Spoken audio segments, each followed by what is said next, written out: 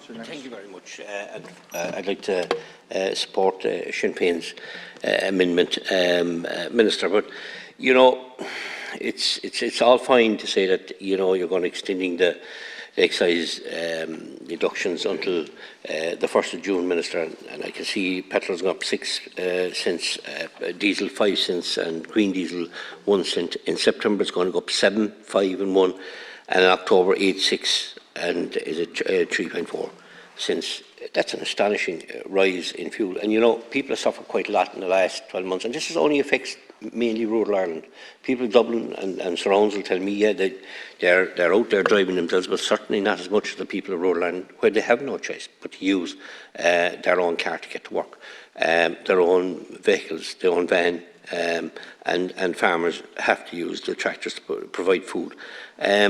This is going to be, and people will feel this because it has gradually deducted the price of fuel at the pumps, had deducted to the point of about maybe 169, 170, and I suppose in the next, we look at it, 6, 5, 11, it's going to go back up to 185, 186, and maybe there could be further increases outside of your controls, which could drive it over to €2 a litre again.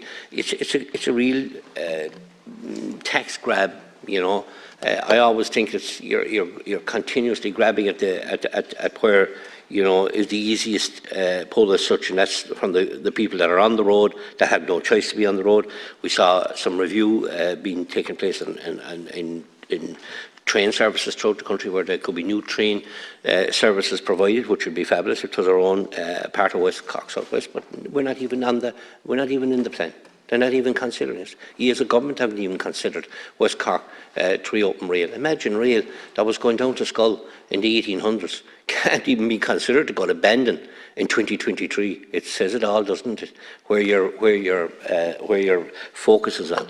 Imagine rail that went down to Bantry through Drimoleague and places like that in West Cork in the early 1900s, and today we can't get it to Clonakilty. So there's something wrong somewhere, Minister, and there's some focus of where you need to be spending the money. You've lots of tax take on so many items out there, like it's quite frightening. And the fuel tax take is the biggest grab. It's the biggest grab you're getting, and you're getting away with it. Like farmers are affected very badly by all this. Were affected all through a terrible season last year. Maybe some of them did get a price increase with cattle, and they really appreciate that. I see the dairy sector has been hit now again because there's a drop in the price of milk, a dramatic drop in the price of milk. But there's no drops in the price of the fertiliser, there's no drop in the price of the fuel, but you intend to put the fuel back up and attack the farmer further and kick him in the teeth further and keep him down, and continue your attack on the agricultural sector in this country. And it's a continuous attack, one after another after another. And Deputy Carty said it there while ago about the forest. I was down below myself at that debate earlier. It is absolute scandalous what you're doing. Scandalous. You're just out of touch completely. But obviously, ministers unable, 2 ministers there unable for their brief, and that's the whole point. But public transport, ministers, an area that isn't very strong in West Cork, and I do welcome any extra services are being put on. We've been pleading for services for nearly 3 years now, and I'm as a voluntary member of the local link. We've been working on a route from Ardgroom down to Castle Dunbear, down into Bantry and into Kilcrahan for the last few months, and hopefully we'll get that up and running. And that is coming in. I'm not going to deny that here from aid from the state. Yes, obviously it is, but we're left wide open areas like where I come from myself, Goleen, down into up to Cork daily, one bus only.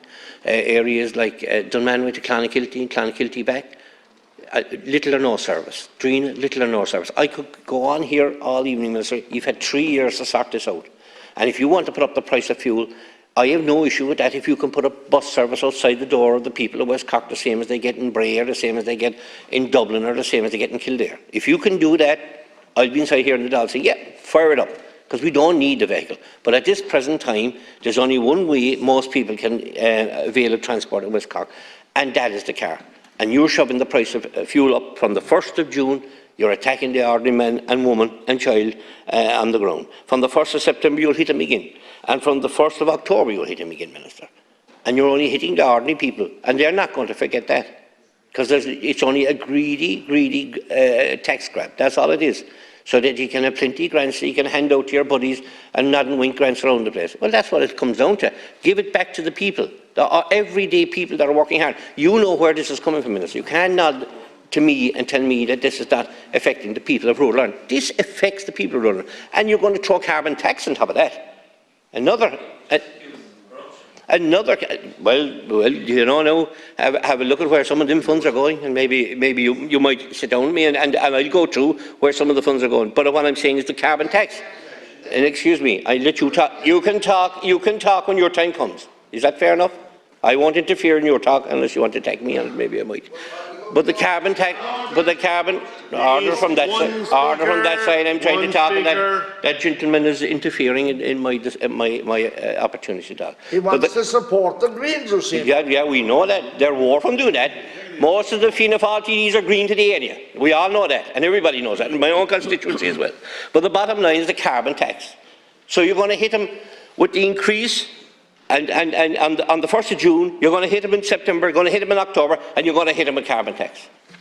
So where's it going to stop? Can you answer me where it's going to stop? And can you tell me from the other side, the Minister, am I wrong in saying that this is going to affect the people of rural Ireland mainly? I'm not wrong. You know I'm not wrong. And you have no answer to that question. Maybe you might later on, but I'm giving you the facts that the people are telling me and where I live from. The public transport isn't there, and the farmers are hit day and night, and they'll be hit again with this increase. Every small increase takes people over the edge. I've been talking to farmers out there. There's an absolute loss of confidence out there because of a continuous attack, mainly led by the Green Party, except that they're wagging the tail and you're just saying yes, and hiding behind the ditch as if to say nobody will cop the Fianna Fáil and Fine Gael are backing him. But you are. And I quite clearly explains that people that want to invest in machinery are pulling back. People are selling agricultural machinery and say, there's no sale this year. Little or no sales out there. I was talking to a farmer, and I've said this below at committee recently, they wanted to invest on a second robot in West Cork for milking cows. That's a lot. That's a big farmer now, in fairness, to me. He asked me, what do you think of the future? And I said, the only hope you have of progressing or growing your farm is to keep buying land. And he said, I have enough ropes around my neck. He said, it's over. I'm pulling that investment. I had clearance from the bank. I had the grants got, but I'm not going ahead. I said, it's up to you. Don't stop on my behalf. You wouldn't have rang me on your worried anyhow. He said, it's just continuous negativity. And somebody sends me a text, says, 54,000 tonnes of beef we brought in from, some other country this year, Ireland. Well done. Instead of protecting our own agriculture, instead of protecting our own beef sector, our own dairy sector, and sheep sector, we're turning our back on that. And thanks to the Green Party. And back at aiding and abetting. Well, the price of the home heating oil, you've been, Sinn Féin put forward the amendment. And you refuse to take the VAT off the home heating oil. This is a severe attack on the ordinary mother and fathers inside their house and homes. Mainly, most of them have spent a terrible, difficult winter anyhow. And I meet a lot of people because they'll be asking me, what do you think of the price of fuel coming down so we could buy 500 litres of home heating oil? They're asking me questions like that. And, you know, not that I can't come up with the magic answer, but it's a difficulty for families that are perished in their homes and are paying top dollar for their home heating oil. And there's a lot of worry. And people laugh at that, and they can laugh all they like and smile all they like, but they'll all have to face the people at the door. When they knock at the door and say, well, we're sorry, we left you without home heating this year because you couldn't afford to pay for it. We left a situation where energy companies have overcharged customers and yet stood idly by and have let that happen. You can't be blamed for everything, but certainly you could certainly do a hell of a lot better than what you're doing.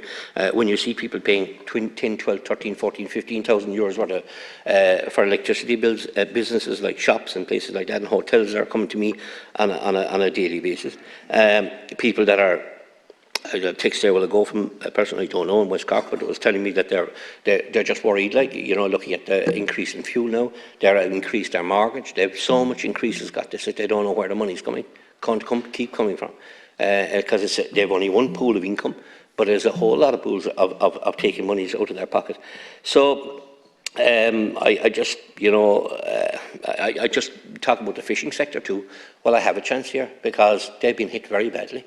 And there was a fuel subsidy from Europe that Minister McConnell must have fallen asleep and not heard about.